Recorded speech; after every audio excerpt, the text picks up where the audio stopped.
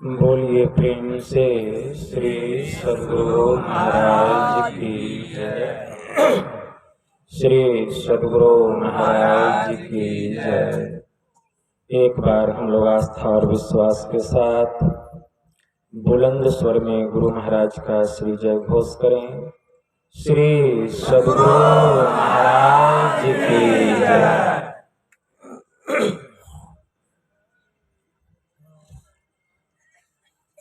नमामि अमित ज्ञान रूपं कृपालम् अगम बोधदाता सुबुद्धि निधि विशालम् क्षमाशील यति धीर गंभीर ज्ञानम् धर्म कील दृढ़ थीर समधीर ध्यानम् जगत त्राणकारी अघारे उदारम् भगत प्राण रूपं दयागुण अपारम् नमो सतगुरुम ज्ञान दाता सुस्वामी नमामि नमामि नमामि नमामि नमामि नमामि नमामि। महाराज सद्गुरु है राजन को राजा है जिनकी कृपा से सरै सर्व काज धन में ही सोई परम गुरु नमामि नमामि नमामि नमामि नमामि नमामि नमामि नमामि नमामि। श्री सद्गुरु महाराज की जय। अव्यक्त रूप में परमाराध्य संत सद्गुरु महाराज के पावन कमल चरणों में बारंबार नमन। आदरणीय सत्संग प्रेमी गुरुजनों, भक्तिमती माताओं एवं धर्मशिला बहनों, आप सभी लोगों को विदित हो चुका है कि यह नाथनगर प्रखंड का मासिक संत मत का सत्संग है। और इसमें विशेष बात यह है कि हमारे आदरणीय प्रमोद जी और घर परिवार के समस्त लोगों ने मिलजुल कर अपने परलोकवासी पिताश्री छोटनलाल महतो मंडल के स्थूल शरीर छूटने के उपरांत उस दिवंगत आत्मा के परम कल्याण के लिए आज पुण्यतिथि के रूप में यह संतमत सत्संग का आयोजन किया गया है। इस संतमत सत्संग के द्वारा ज्ञान योग युक्त एकमात्र ईश्वर भक्ति का संदेश दिया जाता है, उपदेश दिया जाता है। प्रत्येक प्राणी मात्र को बोध कराया जाता है कि ज्ञान क्या है, योग क्या है, भक्ति क्या है, जीव क्या है, माया क्या है, ब्रह्म क्या है। इन सभी रहस्यमयी बातों का ज्ञान सत्संग के माध्यम से यह जो जीव अबोध बना हुआ है, सत्संग श्रवण करते करते एक दिन वह सुबोध और परम ज्ञानी हो जाता है। अभी संत स्तुति और गुरु वंदना से पाठ का शुभारंभ हुआ। हम लोगों ने अति ही मनोयोग पूर्वक भक्ति युक्त ढंग से पाठ का श्रवण किया। तत्पश्चात परमाराध्य के अमृतमय उपदेशों को भी हम लोगों ने श्रवण किया। पाठ के क्रम में हम लोग सुन रहे थे, यही मानुष्य देह समैया में करूं परमेश्वर में प्यार, कर्म धर्म को जला खाक कर देंगे तुमको तार। हमारे गुरुदेव कहते हैं कि हम लोगों को जो यह मनुष्य का शरीर मिला है, किस लिए मिला है? एक ईश्वर की भक्ति करने के लिए मिला है, एक ईश्वर से प्रेम करने के लिए मिला है। कैसा प्रेम, कैसी भक्ति? ऐसी भक्ति, ऐसा प्रेम कि हमारा कर्म धर्म अर्थात पाप और पुण्य दोनों जलकर राख हो जाए। यही काम करने के लिए हमें यह मनुष्य का शरीर मिला है, और यह मनुष्य का शरीर पाकर जब तक हम वैसी भक्ति नहीं करेंगे, हमारा कर्म धर्म पाप पुण्य जलकर नष्ट होने वाला नहीं। कर्म धर्म दोनों को जलाना पड़ेगा। कैसे जलेगा? पाप कहाँ जलता है, अपुण्य कहाँ जलता है? जो भक्ति करके उस अवस्था को प्राप्त कर लेते हैं, वहां उनका पाप और पुण्य दोनों जलकर भस्म हो जाता है। वह स्थान कहाँ है? हमारे परमाराध्य संत सद्गुरु महर्षि में ही परमहंस जी महाराज 3 जुलाई 1904 ईस्वी को उनकी फारसी की परीक्षा थी, और 4 जुलाई 1904 ईस्वी को उनकी अंग्रेजी की परीक्षा थी। हमारे गुरुदेव अंग्रेजी के बड़े अच्छे स्टूडेंट थे, छात्र थे। जब वे अंग्रेजी की परीक्षा देने के लिए गए तो अंग्रेजी का प्रश्न पत्र उनके पास आया, और उस प्रश्न पत्र का जो पहला क्वेश्चन था सो इस प्रकार था: Quote from memory the poem Builders and explain it in your own English।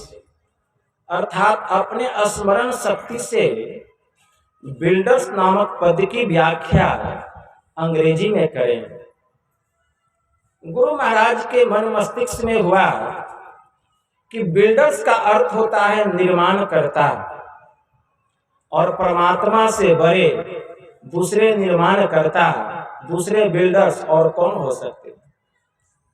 इसीलिए हमारे परमाराध्य ने 4 पंक्तियां अंग्रेजी में लिखी: for the structure that we raise time is with materials filled, our today's and yesterdays are the blocks with which we build. अर्थात हमारा जीवन मंदिर सुकर्म और कुकर्म रूपी ईंटों से बनता है और बिगड़ता है। जो जैसा कर्म करता है उसका जीवन ठीक वैसा ही बन जाता है। इसीलिए समय की सदुपयोगिता ईश्वर की भक्ति में, इसीलिए ईश्वर की भक्ति रूपी श्रेष्ठ ईंटों से हमें अपने जीवन मंदिर रूपी छत की दीवार का निर्माण करना चाहिए। और अंत में हमारे परमाराध्य ने मानस की यह चौपाई लिखी: देह धरी कर यही फल भाई, अब भजिए राम सब काम बिहाई।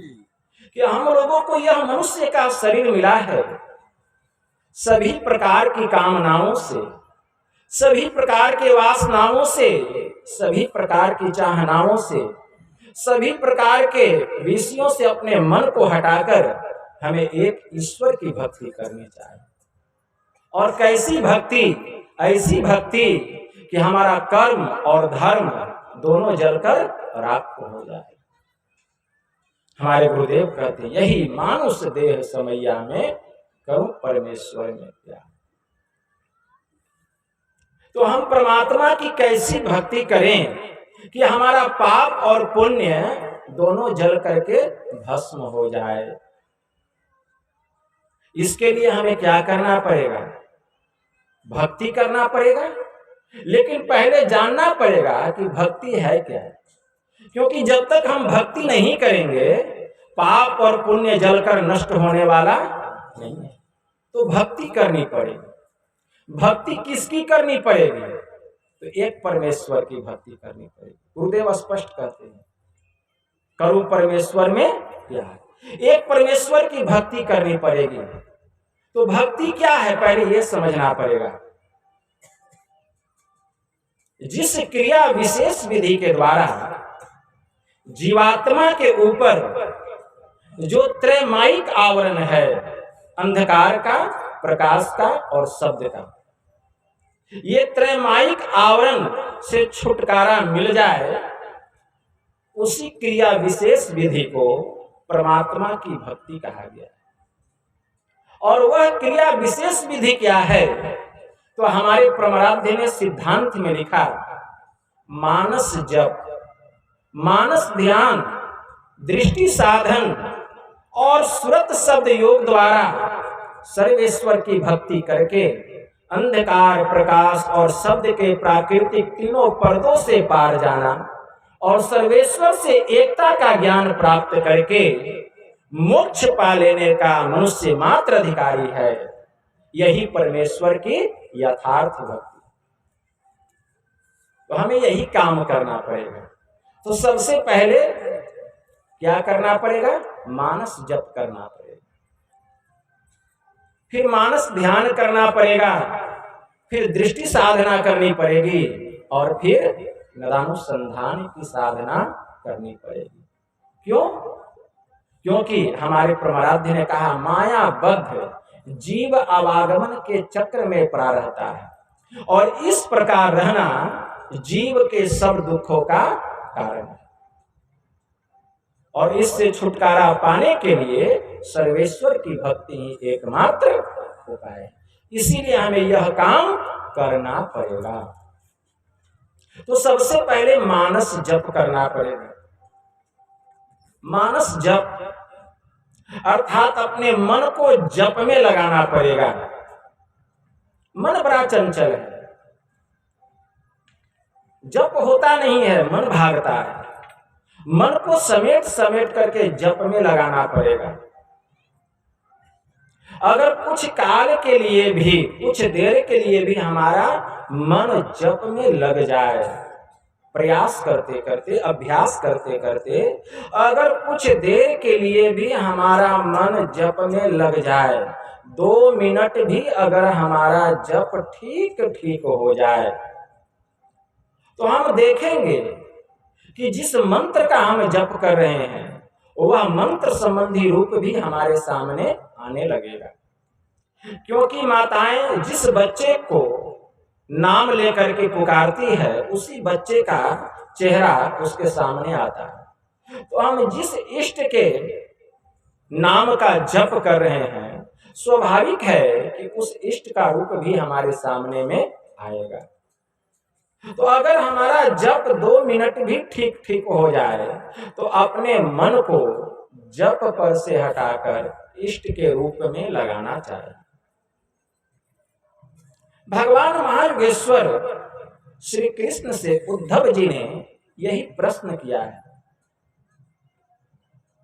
कि हे योगेश्वर, हे केशव, मैं जानना चाहता हूं कि जो मुमुक्षु प्राणी है उसको आपका ध्यान किस प्रकार, किस रूप में और किस भाव से करना चाहिए। भगवान ने इसका जवाब दिया और कहा, हे उद्धव, सम आसन आसीनः समकायो यथा सुखम हस्ताउत संग आधाय स्वनासाग्र कृते क्षण मोक्ष साम्राज्य की चाहना रखने वाले मुमुक्षु प्राणी को चाहिए कि वह सबसे पहले सुख पूर्वक सम आसन में बैठे, दोनों हाथों को तर ऊपर गोद में रखे, बायां हाथ नीचे और दाहिना हाथ ऊपर, और दृष्टि की दोनों धारों को नासिका के अग्रभाग में स्थिर करे। तो इस प्रकार मुमुक्षु प्राणी को हमारा ध्यान करना चाहिए। किस रूप में करना चाहिए? तो भगवान ने कहा, इंद्रियाणि इंद्रियार्थभ्यो मनसा कृष्य तन्मनः बुद्धयः सार्थिनः धीरः प्रणयेन मयि सर्वतः। भगवान ने कहा कि हे उद्धव, मन को इंद्रियों की घाटों से बुद्धि रूपी सारथी की सहायता से, मन को इंद्रियों की घाटों से बुद्धि रूपी सारथी की सहायता से समेट कर सर्वांग युक्त मुझ में ही लगा दे, अर्थात मेरे संपूर्ण शरीर का ध्यान करे। भगवान का आदेश। अगर संपूर्ण शरीर पर अगर चित्त ठीक ठीक टिका हुआ रह जाए, मन ठीक ठीक ठहर जाए, तो तत् सर्वव्यापकम चित्तमा कृष्ण एकत्र व्योमनि धारयेत् तच्च त्यक्त्वा मदारोहो न किंचिदपि चिंतेत। भगवान ने कहा, अगर ठीक ठीक है, अगर हमारे संपूर्ण रूप पर चित्त लगा हुआ रह जाए, कुछ काल के लिए भी, कुछ देर के लिए भी, तो तदंतर अपने चित्त को, अपने मन को वहां से भी समेट कर, भगवान ने कहा, कहां लगाए? तो मेरे मुखमंडल पर, अन्य किसी भी अंग प्रत्यंग को नहीं देखता हुआ, भावेन मुखम अर्थात मेरे मुस्कान युक्त मुख पर अपने चित्त को लगा दे। भगवान ने तत् सर्वव्यापकम चित्तमा कृष्ण एकत्र धारयेत् नान्यानि चिंतयेत् भूयः सुसीमतम भावेन। अन्य किसी भी अंग प्रत्यंग का चिंतन न करता हुआ, केवल मेरे मुखमंडल पर, मुस्कान युक्त मुख पर अपने चित्त को लगा दे। तो अब देखिए हमारा चित्त कितना सिमट गया। पहले जो हमारा मन संपूर्ण शरीर पर पड़ा हुआ था, अब सिमट करके इष्ट के मुखमंडल पर आ गया। अगर वहां भी हमारा मन, हमारा चित्त ठीक ठीक टिका हुआ रह जाए इष्ट के रूप में, कुछ काल के लिए भी, कुछ देर के लिए भी, तब भगवान ने कहा, तत्र लब्ध पदम चित्तमा कृष्य व्योमनि धारयेत् तच्च त्यक्त्वा मदारोहो न किंचिदपि चिंतेत। तब वहां से भी अपने चित्त को हटाकर व्योम अर्थात आकाश में, शून्य रूपी आकाश में, शून्य रूपी आकाश में अपने चित्त को लगा दे। शून्य रूपी आकाश क्या है? संत दादू दयाल जी महाराज ने 3 प्रकार के शून्य की चर्चा की। दादू जाने नहीं कोई असंतन की गति गोई, अविगत अंत अंत अंतर पट अगम अगाध अगोई। शून्य शून्य शून्य के पारा, अगुण सगुण नहीं दोई, दादू जाने नहीं कोई असंतन की गति गोई। संतों की जो गति होती है वही होती है, छिपी होती है, उसको जानना सबके बस की बात नहीं है। अविगत अंत अंत अंतर पट अगम अगाध अगोई, यहां तक उनकी पहुंच होती है। शून्य शून्य शून्य के पारा। 3 प्रकार के शून्य की चर्चा की है। अगुण सगुण नहीं दोई, जो तीनों शून्य को पार कर जाते हैं, न वहां निर्गुण है न वह सगुण है, दोनों के वे परे हो जाते हैं। वह 3 शून्य क्या है? पहला शून्य है अंधकार का, दूसरा शून्य है प्रकाश का, और तीसरा शून्य है शब्द का। तो यहां जो भगवान महायोगेश्वर श्री कृष्ण कह रहे हैं कि तत्र लब्ध पदम चित्तमा कृष्य व्योमनि धारयेत्, मतलब उस आकाश में, उस शून्य रूपी आकाश में, वह जो प्रथम शून्य है, मतलब वह जो अंधकार रूपी शून्य है, उस शून्य के केंद्र में, उस अंधकार के केंद्र में एकदम सामने अपने चित्त को लगा दो। कहाँ? तो नासाग्र में। भगवान ने कहा अगर कुछ देर भी वहां मन किसी का ठहर जाएगा, तो भगवान ने क्या कहा? उत्तर गीता में मंत्र आया है, मुहूर्तमपि यो गच्छे नासाग्रे मनसा सह सर्वम तरति पापानम तस्य जन्म शतार्जितम। एक मुहूर्त के लिए या एक क्षण के लिए भी जो मन सहित नासाग्र में जाकर के ठहरता है, या नासाग्र में कुछ काल के लिए भी अपने मन को रोक करके रखता है, तो सैकड़ों जन्मों का जो किया हुआ पाप है, उस पाप से वह मुक्त हो जाता है। उस पाप से वह मुक्त हो जाता है। भगवान शिव जी ने माता महेश्वरी से कहा कि हे देवी, इंगला भगवती गंगा, पिंगला जमुना नदी, इंगल पिंगल योर मध्य असुसुमना च सरस्वती। भगवान शिव जी कहते हैं हमारी बाईं आंख से जो दृष्टि की धार निकल रही है, इसको इंगला नाम की नारी कहा गया, और इस आंख को चंद्रमा की संज्ञा दी गई। हमारी दाहिनी आंख से जो दृष्टि की धार निकल रही है, इसको पिंगला नाम की नारी कहा गया, और इस आंख को सूर्य की संज्ञा दी गई। इंगल पिंगल योर मध्य सुषुमना च सरस्वती, और इन दोनों के मध्य में जो स्थान है, उसी को सुषुमना, उसी को सरस्वती नदी की संज्ञा दी गई। त्रिवेणी संगमो यत्र तीर्थराजा सह उच्यते तत्र स्नानम प्रकुर्वीत सर्व पापे प्रमुच्यते। और इन तीनों नदियों का जहां मिलन हुआ है, उसी को सभी तीर्थों का तीर्थराज, उसी को संगम, उसी को प्रयागराज कहा गया। जो यहाँ डुबकी लगाता है, वह सभी पापों से सदा के लिए मुक्त हो जाता है। भगवान ने कहा सभी पापों से मुक्त हो जाता है। तो वहां ध्यान लगाना है। इसके लिए क्रिया क्या करनी पड़ेगी? दृष्टि योग की साधना करनी पड़ेगी। दृष्टि योग की साधना, दृष्टि योग की साधना के द्वारा जब दृष्टि की दोनों धारों का योग होता है, अभी तो हम लोग दृष्टि योग का अभ्यास करते हैं, दृष्टि योग नहीं हुआ है, अभी अभ्यासी बने हुए हैं। प्रयास करते करते, अभ्यास करते करते जितना हमारी दृष्टि का सिमटाव होगा, उतना हमारा मन का सिमटाव होगा। आंख बंद है, एक आसन से बैठे हुए हैं, हमारा बायां पैर नीचे है, दाहिना पैर ऊपर है, बायां हाथ नीचे है, दाहिना हाथ ऊपर तर ऊपर गोद में है, शरीर एकदम सीधा है और दोनों आंख बंद है। हम मानस जप कर चुके हैं, हम मानस ध्यान कर चुके हैं, अब दृष्टि साधना कर रहे हैं, आंख खोलना नहीं। जब हम दृष्टि साधना कर रहे हैं, तो जब नाम पर से भी मन हट गया, रूप पर से भी मन हट गया, और वहां बचा क्या?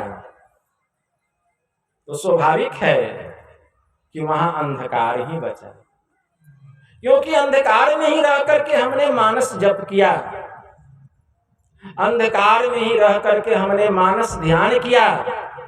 अब ये दो क्रिया तो हो गई, लेकिन रूप भी हट गया और नाम भी हट गया, तो बचा क्या? अब वहां केवल अंधकार बच गया। उसी अंधकार में, वह अंधकार भी कैसा, न तो उसके आदि का पता है, न उसके अंत का पता है, न कोई ओर है न छोर है, एकदम घनघोर अंधेरा। इसी अंधकार में सिमटी हुई निगाह से केवल देखना है।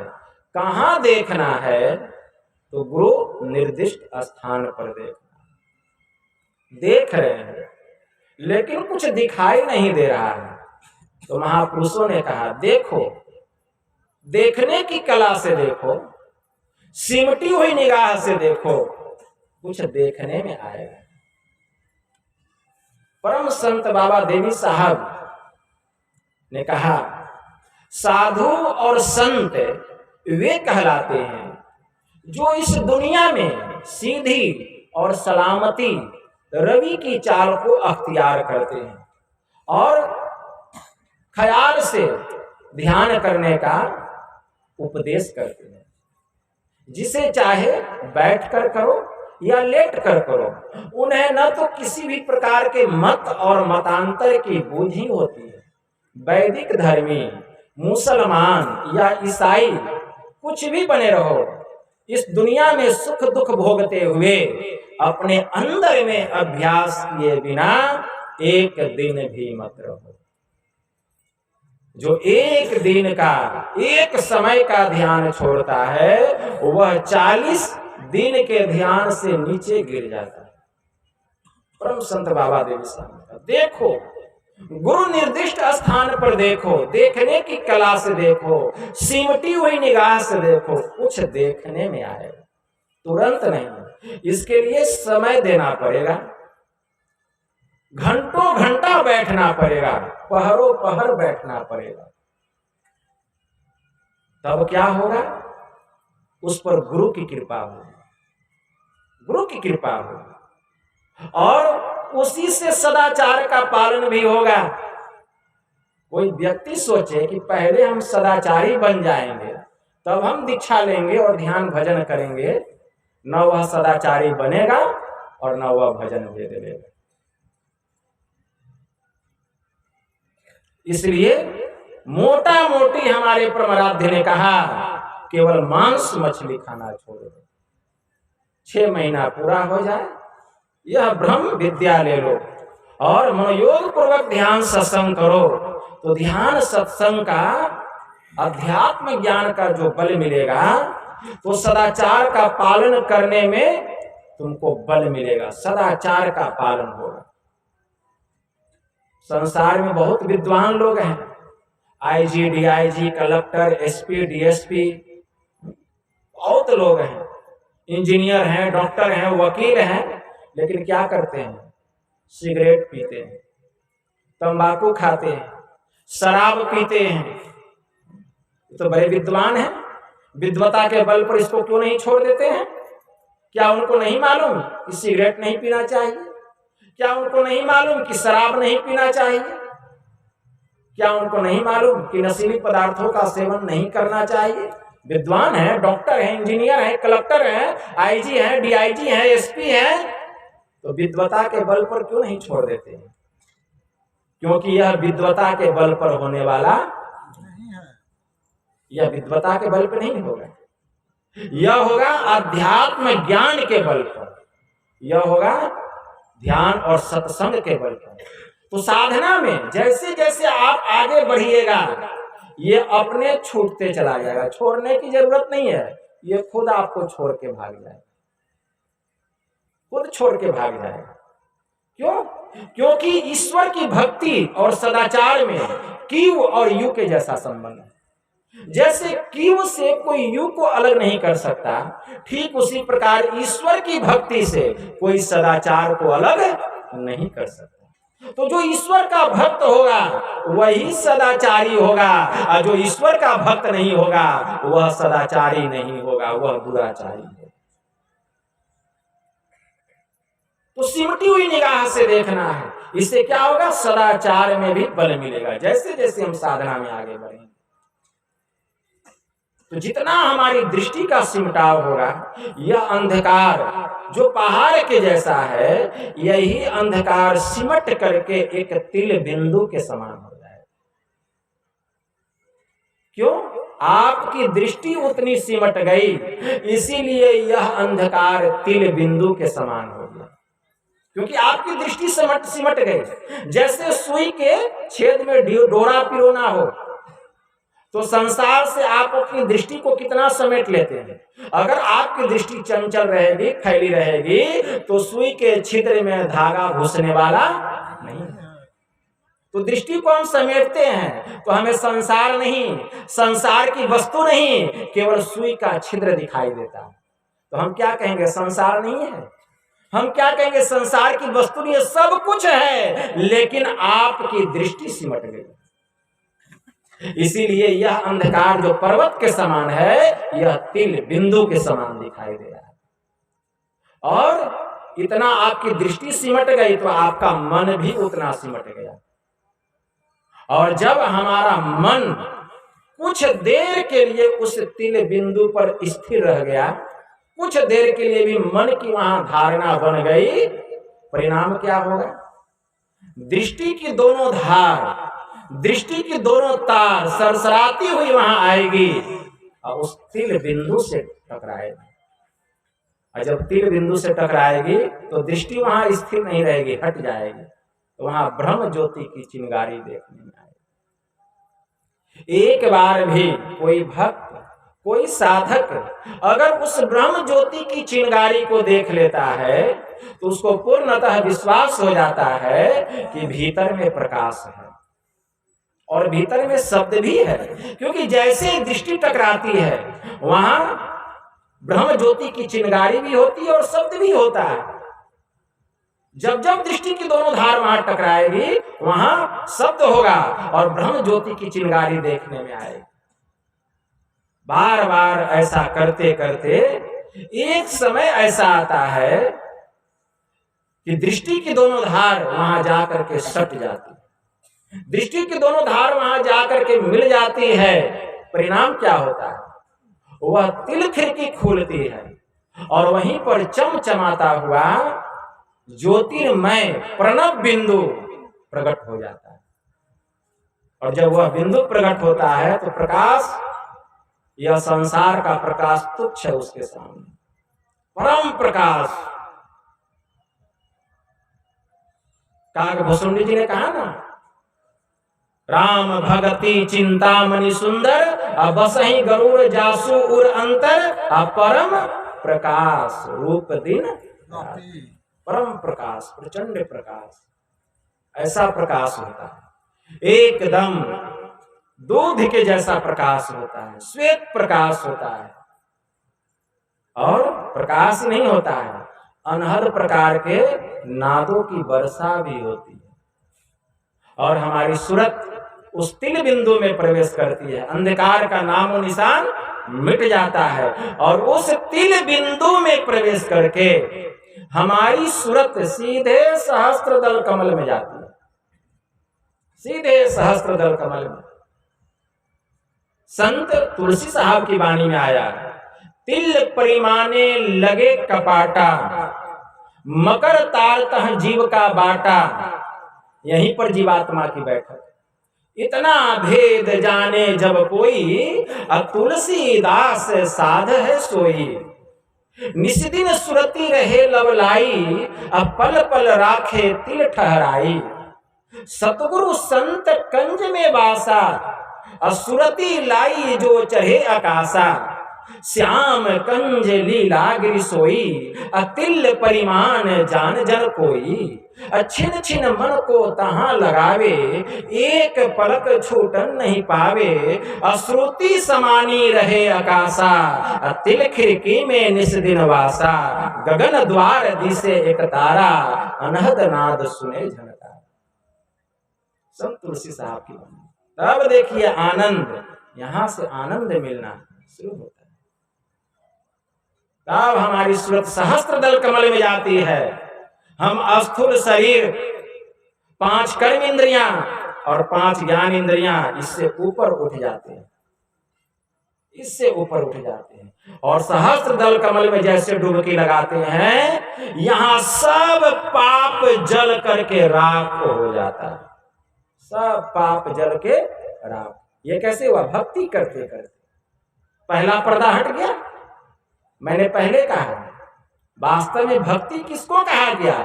तो जिस क्रिया विशेष विधि के द्वारा जीवात्मा के ऊपर यह जो त्रैमायिक आवरण है, अंधकार का, प्रकाश का और शब्द का, इससे छुटकारा मिल जाए, उसी क्रिया विशेष विधि को परमात्मा की भक्ति कहा गया। इसके अलावा और सब साधन है, वह भोग का साधन हो सकता है, लेकिन भक्ति का साधन नहीं हो सकता। भक्ति का साधन नहीं हो सकता। इसीलिए संत कबीर साहब ने कहा, ऐसी दीवानी दुनिया रे, भक्ति भाव नहीं बूझे जी। कोई आवे तो दौलत मांग, कोई आवे तो बेटा मांगे, यही गुसाई दीजिए जी। कोई आवे दुख का मारा, हम पे कृपा कीजिए जी। कोई आवे तो दौलत मांगे, भेंट रुपया लीजिए जी। कोई करावे ब्याह सगाई, सुनत गुसाई रीझे जी। सांचे का कोई ग्राहक नहीं, झूठे जगत पतिते जी। कहे कबीर सुनो भाई साधो, इन अंधों को क्या कीजिए जी। तो हम अंधकार से प्रकाश मंडल में चले गए भक्ति करते करते। और जो कोई सहस्त्र दल कमल में जाता है, सभी प्रकार के पापों से मुक्त हो जाता है। क्यों? सहस्त्र दल कमल वह स्थान है जहां से 5 तत्वों की उत्पत्ति हुई है। मिट्टी, जल, अग्नि, हवा और आकाश, इन 5 तत्वों की उत्पत्ति का कारण है सहस्त्र दल कमल। सहस्त्र दल कमल वह स्थान है जहां प्रत्येक जीव के पाप और पुण्य का लेखा जोखा होता है। सहस्त्र दल कमल वह स्थान है जहां से कि जीव पुनः इस दुनिया में, इस मृत्यु लोक में वापस लौटाया जाता है। उस स्थान का नाम है सहस्त्र दल कमल। यहाँ पूर्ण चंद्र का दर्शन होता है, एकदम चांदनी रूपी अमृत की वर्षा हो रही है और साधक की सूरत उसमें स्नान कर रही है, आनंदित हो रही है, प्रेम मग्न है। और जब साधक योगिक क्रिया के द्वारा, शब्द साधना के द्वारा, शब्द साधना करते करते, शब्द साधना में बहुत सारे शब्द हैं, बहुत सारे शब्द, उस शब्द में खोज करना पड़ता है। किसका? सार शब्द का, ब्रह्मनाद का खोज करना पड़ता है। इसीलिए इसका नाम है नदानुसंधान की साधना। मतलब नाद की खोज करो, अनुसंधान करो, खोज करना पड़ता है। कौन सा शब्द? वह सार शब्द, वह ब्रह्मनाद, वह ब्रह्मनाद। कोटि नाम संसार में, ताते मुक्ति न होए। आदि नाम जो गुप्त मत, अब बूझे बिरला कोई। संत कबीर साहब ने कहा, हमारी सूरत जैसे ही सहस्त्र दल कमल को पार करके त्रिकुटी महल पर चढ़ाई करती है शब्द साधना करते करते, तो वहां पूर्ण सूर्य का दर्शन होता है। जो कोई त्रिकुटी महल पर चढ़ाई करता है वह सभी प्रकार के पुण्यों से मुक्त हो जाता है। वह सभी प्रकार के पुण्य से मुक्त हो जाता है। पुण्य जल करके उसका राख हो जाता है। गुरु महाराज ने कहा ना, कर्म धर्म को जला खाक कर देंगे तुमको तार। यही मानुष देह समैया में, करो परमेश्वर में। तो ऐसा प्रेम करना है परमात्मा से, ऐसी भक्ति करनी है परमात्मा की कि हमारा पाप और पुण्य दोनों जल के नष्ट हो जाए, राख हो जाए। क्यों? क्योंकि पाप और पुण्य दोनों जीव पर बंधन है।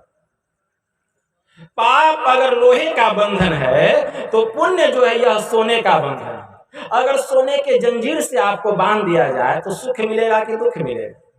दुख मिलेगा। तो यह भी बंधन है। तो इस बंधन से भी हम छूट जाते हैं, और छूट जाते हैं तब त्रिकुटी महल को पार करते हैं और अदृश्य जगत में जाते हैं, कारण जगत में, कारण जगत में। संत कबीर साहब ने कहा, यही घट चंदा, यही घट सूर, यही घट बाजे अनहद तूर, यही घट बाजे तबल निशान, बहिरा शब्द सुने नहीं कहा। कैसा रास्ता है, कैसा नजारा है, ऐसा नजारा मिलेगा दुनिया में? गुरु महाराज कहने की कृपा किए, अद्भुत अंतर की डगरिया, बड़ा अद्भुत डगर है। जा पर चलकर प्रभु मिलते, इस रास्ते पर चलेंगे तो परमात्मा से मुलाकात हो जाएगी। और कोई दूसरा तीसरा रास्ता नहीं है, यही रास्ता है।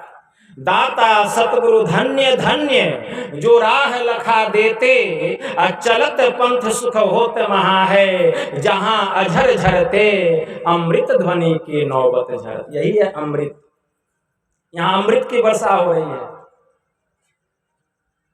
प्रकाश और नाद रूपी अमृत की वर्षा हो रही है, प्रकाश और शब्द रूपी अमृत की वर्षा हो रही है। इसी को हमारे परमाराध्य ने कहा, अमृत ध्वनि की नौबत झरत बर भागी सुनते। सब सुनता है, सब देखता है, जो बर भागी होते हैं। सुनत लखत सुख लहत अद्भुति, में ही प्रभु मिलते, अद्भुत अंतर की डगरिया जा पर चलकर। तो यही हमारे परमाराध्य कह रहे हैं, यही मानुष देह समैया में करूं परमेश्वर में प्यार, कर्म धर्म को जला खाक कर देंगे तुमको तार। इसके लिए क्या करना पड़ेगा? तो गुरुदेव कह रहे हैं, तहाँ जाओ, तहाँ मतलब जहां सुने, अभी जहां जाके पाप पुण्य नष्ट होता है वहीं जाना पड़ेगा। और उस प्रभु को प्रकट करना चाहते हो, फिर पाप पुण्य दोनों को भस्म करके, तो हमारे गुरुदेव कहते, तहाँ जाओ जहां प्रकट मिले, वे तब जानो है स्नेह, तब हम जानेंगे तुमको परमात्मा से प्रेम है। खाली प्रेम कहने से नहीं होगा कि हमको परमात्मा से प्रेम है।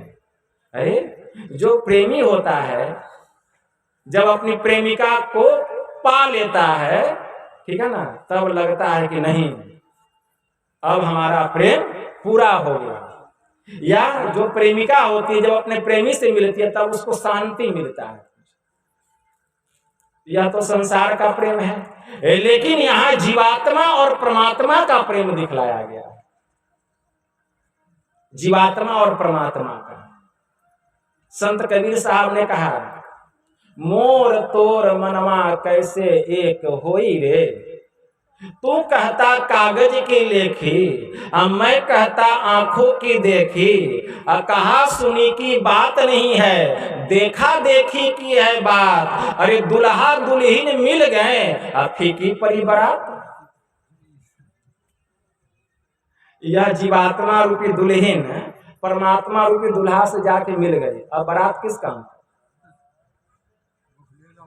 तो तह जाओ, गुरु महाराज कह रहे हैं, तह जाओ मतलब वहां जाओ जहां प्रकट मिले, जहां परमात्मा का साक्षात्कार होता है। वे तब जानो है स्नेह, तब जानेंगे तुमको सही में परमात्मा से स्नेह है। स्नेह बिना नहीं भक्ति होती है, कर लो साचा नहीं। इसके लिए क्या करना पड़ेगा? तो गुरुदेव खोल के रख दिए हैं ज्ञान का खजाना। स्थूल सूक्ष्म कारण महाकारण केवल यहू के पार। पांचों मंडलों को पार करना पड़ेगा वहां जाने के लिए। इसके लिए सुषमन तिल हो। सुषुमना में एक तिल है, मतलब सुराग है, परमात्मा के पास जाने का द्वार है, परमात्मा के पास जाने का मार्ग है, परमात्मा के पास जाने का रास्ता है। कहाँ? सुषुमना में। सुषुमन तिल हो। अब पिलतन भीतर, और उस तिल के भीतर तुमको घुसना पड़ेगा, प्रवेश करना पड़ेगा। कैसे घुसोगे?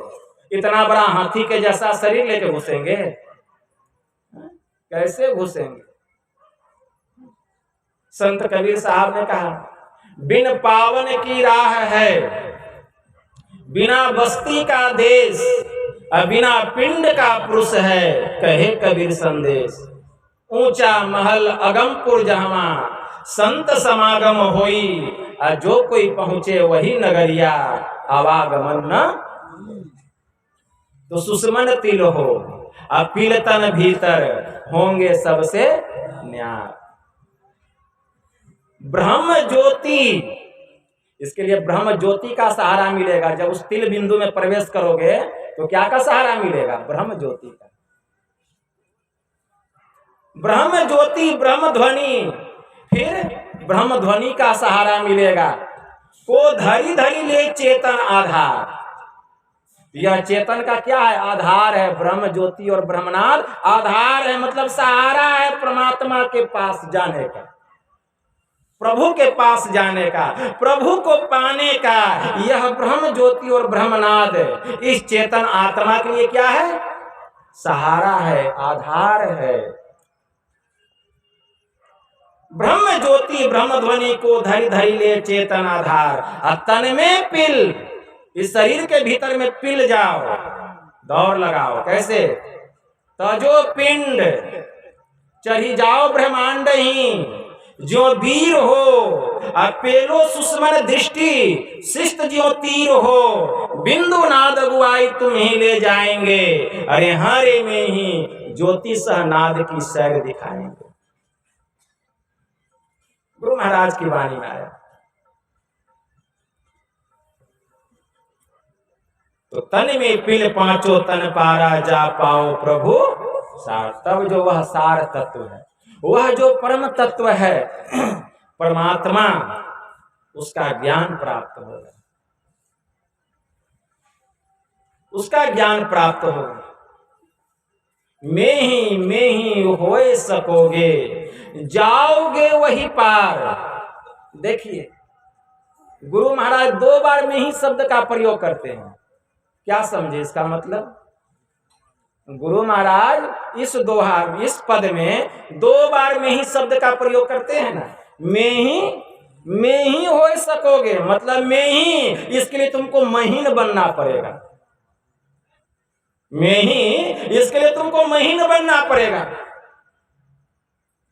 संत पलटू साहब ने कहा, मन महीन कर लीजिए जब पीव लागे हाथ, जब पीव लागे हाथ नीच वे सबसे रहना, पक्षा पक्षी त्यागी के ऊंच बानी नहीं कहना, गाली कोई दई जाए क्षमा करी चुप वे रहना, सबकी करे तारीफ आपको छोटा जाने, दोनों हाथ उठाए के पलटू शीश पर आने, पलटू सोई सुहागिनी अरे हीरा झलके माथ, मन मीन करी लीजिए जब पीव लागे हाथ। देखिए, तो मैं ही हो सकोगे, जाओगे वही पार, तब ना उस पार जाएंगे। अब पार गमन ही सार भक्ति है, लो यही ये में धार। अब उस पार जाएंगे तब जो भक्ति होगा वह प्रतंत्र भक्ति नहीं, वह स्वतंत्र भक्ति होगा। कैसी भक्ति होगी? संत सुंदरदास जी महाराज की वाणी में आया। संत सुंदरदास जी महाराज कहते हैं, वहां जो भक्ति होगा, कैसा भक्ति होगा? वहां बिना आंख का ही सब कुछ दिखाई देता है। श्रवण बिनु ध्वनि सुने, नयन बिनु रूप निहारे, रसना बिनु उच्चरे, प्रशंसा बहु विस्तारे, नृत्य हस्त बिनु करे, नृत्य हस्त बिनु ताल बजावे, नृत्य हस्त बिनु करे ताल बजावे, अंग बिना मिली संग बहुत आनंद बढ़ावे, बिनु शीश नवे जहां सेव्य को, असेवक भाव लिए रहे, मिली परमात्म सो आत्मा, पराभक्ति सुंदर है। संत सुंदरदास जी महाराज ने कहा कि नृत्य चरण बिनु करे, हस्त बिनु ताल बजावे, अंग बिना मिली संग बहुत आनंद बढ़ावे। उस आनंद का क्या कहना? यही गुरुदेव कहते हैं कि मैं ही हो सकोगे, जाओगे वही पार, अपार गमन ही सार भक्ति है, लो यही ही में धार। वास्तव में यही परमात्मा की वास्तविक भक्ति है। यही भक्ति करने के लिए हमारे परमाराध्य हम लोगों को कह रहे हैं, यही मानुष देह समैया में करूं परमेश्वर में प्यार। यही काम करना है। यही काम करने के लिए हम लोगों को यह मनुष्य का शरीर मिला है।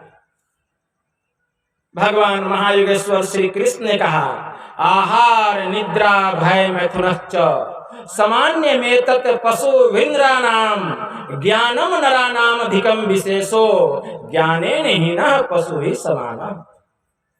कि भोजन करना, सोना, डरना, बच्चा को जन्म देना, अरे यह 4 काम तो पशु भी करता है, और हम भी इसी 4 काम में अगर मस्त हैं, अब मस्त होकर के पस्त भी हो जाते हैं, अगर यही 4 काम में हम मस्त हैं तो फिर हम क्या पशु से कम हैं?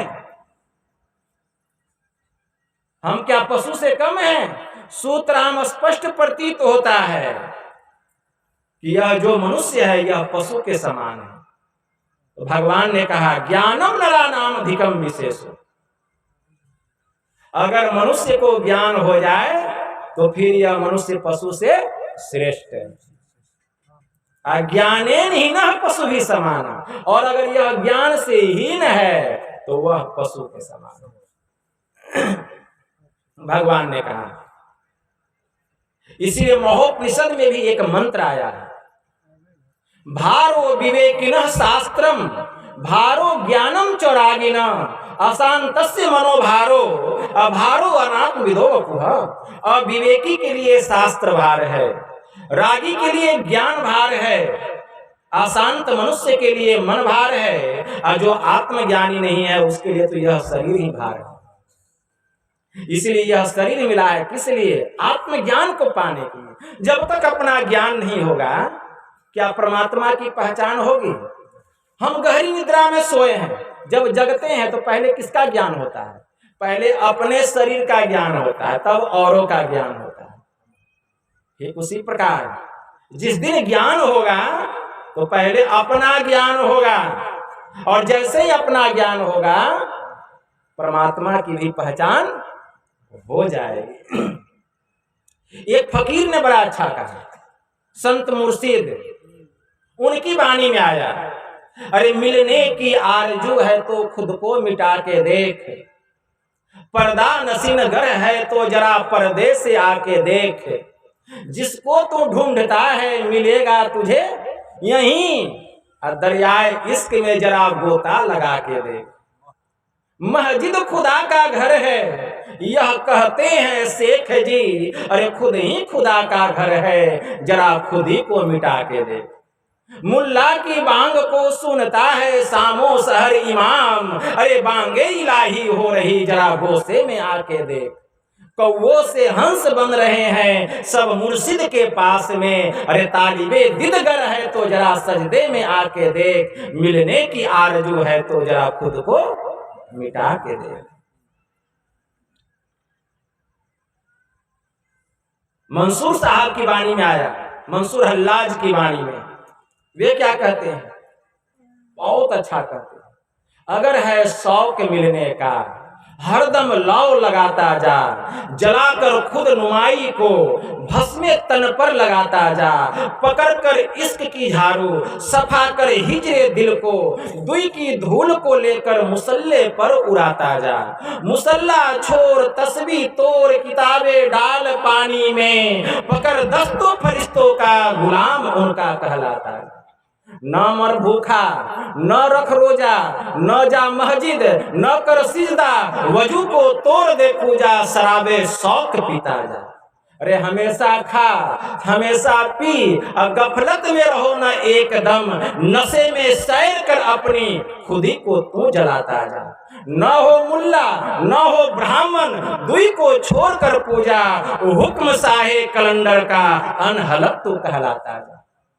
कहे मंसूर मस्ताना हक मैंने दिल में पहचाना, यही है मस्तों का मैं खाना इसी के बीच आता जा। अगर है शौक मिलने का हरदम लौ लगाता है, ऐसा लौ लगाना पड़ेगा तब उस परमात्मा का ज्ञान होगा, तब उसकी पहचान होगी, तब वैराग्य होगा। इसीलिए संत पलटू साहब ने कहा जब संसार से रिश्ता तोड़ आइए, बात पिया की बूझिए जी, तलवार दो मयान एक किस भांति बामे कीजिए जी, मीठे प्याले को दूर कर कटु प्याला पीजिए जी। मीठा प्याला क्या है? संसार का विषय, और कटु प्याला परमात्मा की भक्ति। पलटू जब शीश उतारी भूमि धरे तब राह पिया की लीजिए। इसीलिए परमात्मा की भक्ति करके परमात्मा को प्राप्त करना यही इस दुनिया में सबसे कठिन काम है, बाकी सब काम आसान है। इसीलिए गोस्वामी जी ने विनय पत्रिका में कहा रघुपति भगति रत कठिनाई। तो मैं ज्यादा समय नहीं लूंगा क्योंकि फिर ज्यादा व्याख्या करने लगेंगे तो हमारे अध्यक्ष महोदय, हमारे मंत्री महोदय भी देखते हैं बार बार समय देख रहे हैं, तो इसलिए बस यही थोड़ा सा आप लोगों की सेवा में मैं कहा। बस इतना ही कहकर गुरु महाराज के श्री चरणों में प्रेम पुष्प समर्पित करते हुए मैं अपनी वाणी को यहीं विराम देता हूँ। और हमारे जो प्रमोद जी हैं, जो उनके घर परिवार के जो लोग हैं, जिन्होंने कि अपने परलोकवासी पिताश्री के पुण्यतिथि के उपलक्ष्य पर यह संतमत सत्संग का आयोजन और यह नाथनगर प्रखंड स्तरीय मासिक सत्संग का आयोजन यह जो रखा, मैं गुरु महाराज से प्रार्थना करता हूँ कि परम पिता परमात्मा ऐसे पुण्यात्मा को अपने शरण में शरणागत रखे, ताकि बार बार इस स्थान पर सत्संग होता रहे और हम लोग सत्संग का लाभ उठाते रहें। आप लोग बहुत कीमती समय निकाल कर इस सत्संग में आए। मैं गुरु महाराज से प्रार्थना करता हूँ, आपके जीवन के जो कष्ट हैं गुरुदेव उसका हरण करें, आपके मन की जो कामनाएं हैं गुरु महाराज उसको पूरा करें और ध्यान साधना में आप लोगों की उन्नति हो। बोलिए प्रेम से श्री सद्गुरु महाराज की जय।